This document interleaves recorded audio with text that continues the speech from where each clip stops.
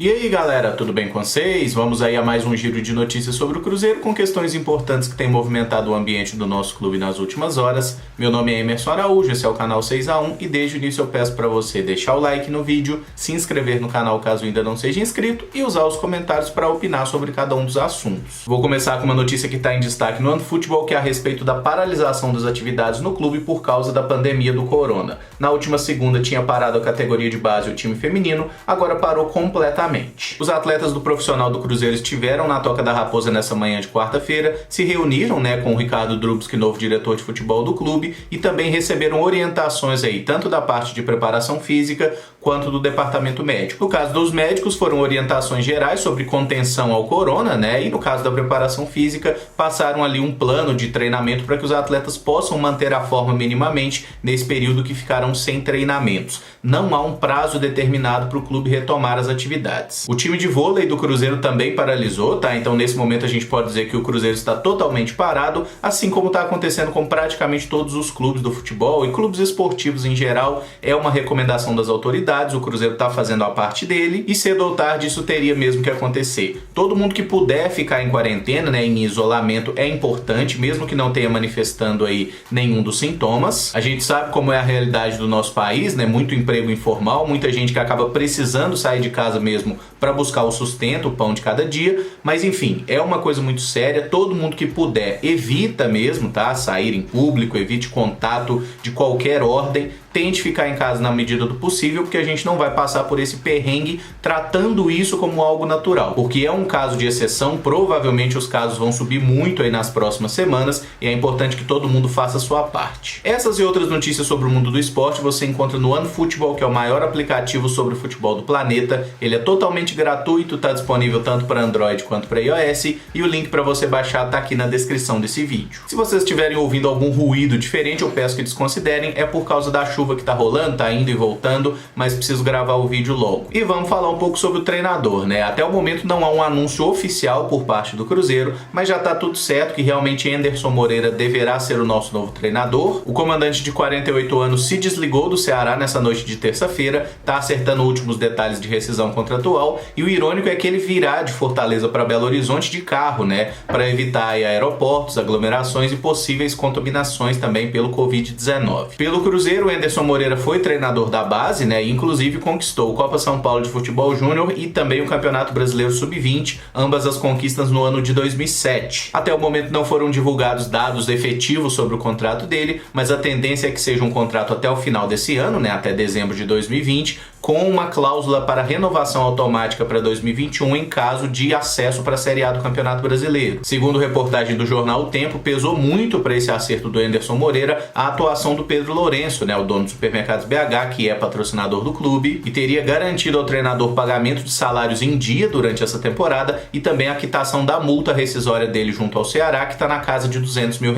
Além disso, o Anderson é aqui de Belo Horizonte, a família também, e tem a boa relação com o Ricardo Drubski, que a gente já tinha observado antes, Drubski, o novo diretor de futebol do Cruzeiro, que fez parceria de sucesso com o Anderson, tanto na nossa base quanto também do América, em 2017. Tudo isso pesa para o acerto e a expectativa é que o Anderson esteja em Belo Horizonte na sexta-feira, por causa da demora realmente dessa viagem de carro aí de Fortaleza para BH. Considero sim que é um bom nome para comandar o Cruzeiro, ele vem de trabalhos consistentes nas últimas temporadas e se ele deixou o Ceará onde estava tão bem, 10 partidas lá pelo Vozão, 6 vitórias, 4 empates, estava invicto. Se ele saiu do Ceará para vir para o Cruzeiro é porque tem certeza que pode fazer aqui um grande trabalho. Boa sorte para ele aí, merece todo o nosso apoio e o fato de ter largado o Ceará na Série A para vir abraçar esse desafio no Cruzeiro numa Série B com tantas dificuldades no meio dessa crise, certamente é algo que deve reforçar ainda mais o crédito que ele tem junto ao clube. E quando a gente fala em um treinador que tem experiência em Série B e já se mostrou vencedor nesse tipo de competição, o Anderson tem 2 títulos da Série B, em 2012 pelo Goiás e 2017 pelo América. Então eu tô bem confiante que sim, ele vai fazer um bom trabalho por aqui. Com relação ao ex-treinador Adilson Batista, eu não pretendo continuar abordando mais essas entrevistas desastrosas que ele tem dado,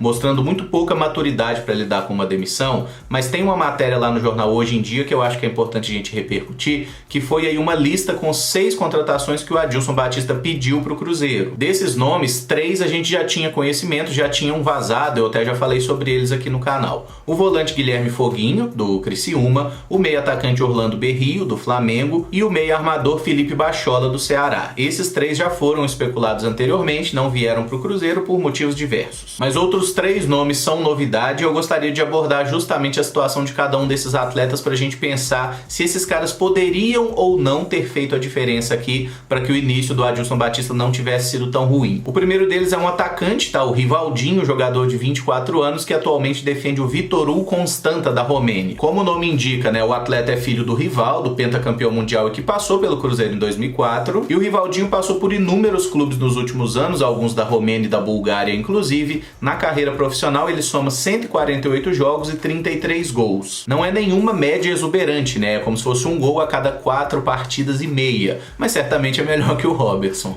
Agora, tendo o Cruzeiro opções como o Marcelo Moreno, o Thiago e também o Vinícius Popó, que carece de mais oportunidades, eu acho que a contratação do Rivaldinho não era necessária. Ele é um atacante que não mostrou até agora ser melhor do que aqueles que a gente tem aqui. Um volante que foi citado é o William Oliveira, um jogador de 28 anos que atualmente defende o Ceará, que tem como principais características aí uma marcação forte, tem boa velocidade e muita força física. Não é nenhum craque, mas particularmente acho até que seria um jogador útil. Ele é um volante rápido, um cara que marca bem e talvez poderia ser uma opção melhor até do que Jean, por exemplo, que foi recentemente contratado. Não tem a mesma experiência, mas é um cara que tem muita vitalidade e a gente sabe que jogadores assim são importantes para disputar uma Série B, especialmente que a gente tem um corpo de volantes que tem jogadores até com alguma qualidade técnica, mas poucos jogadores com esse vigor físico como destaque. E o outro nome que seria alvo do Cruzeiro é o zagueiro Chico, de 33 anos, que atualmente joga pelo Antalyaspor da Turquia. Ele apareceu bem no Atlético Paranaense, depois foi contratado pelo Palmeiras, passou também pelo Coritiba e desde 2014 está jogando no futebol turco.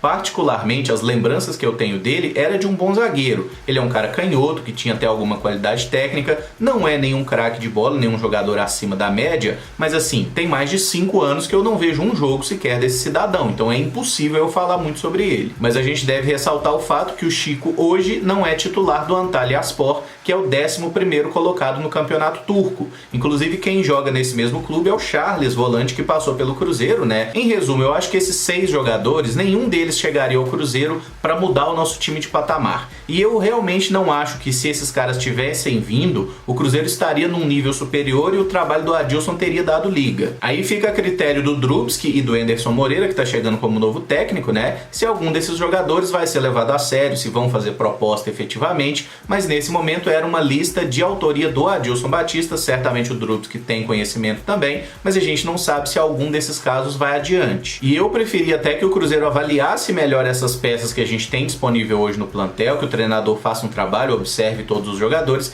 Claro, né, a situação do corona atrapalha nessa intenção, mas eu acho que o Cruzeiro tem que observar melhor esses jogadores, porque todo mundo tá rendendo abaixo do que pode, muito porque não tínhamos um bom treinador. E se tem uma coisa que é certa no futebol, que já foi provado inúmeras vezes, é que um time desorganizado, ele queima jogadores, ele faz todo mundo parecer pior do que é, e um time bem arrumado, né, taticamente, que funciona legal, que tem ali uma boa orientação de campo, ele faz jogadores medianos parecerem craques. Quanta gente já não comprou gato por lebre porque jogava em um time certinho. E vou fechar com uma notícia que é muito mais uma cavada do que qualquer outra coisa, né? Que é a respeito do meia Camilo, de 34 anos, que atualmente está no Mirassol. Tem notícia lá no Globoesporte.com em que o jogador cita aí o possível interesse do Cruzeiro, né? Já que o Carlos Ferreira, que é lá o cara do futebol no Conselho Gestor, respondeu para um torcedor no início do mês que o Cruzeiro estava monitorando sim o Camilo. Não tem nada novo na matéria do Globo Esporte, é só o atleta dizendo que fica grato com esse possível interesse, que gostaria de voltar a jogar em um clube grande,